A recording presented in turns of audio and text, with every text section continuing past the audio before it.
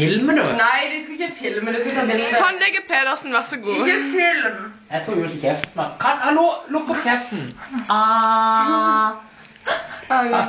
Henne her. Da er vi rett sånn. Ser du det? Ikke prat med den ting i Der. kjeften. Ja, jeg ser jo hvis du flytter den svære pølsehånda di. Sånn. Bare det smaker godt, men det gjør ikke noe av det. Er du...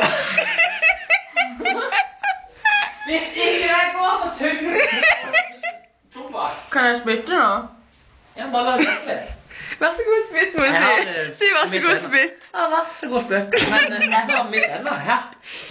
Hvor? Ja, her er det.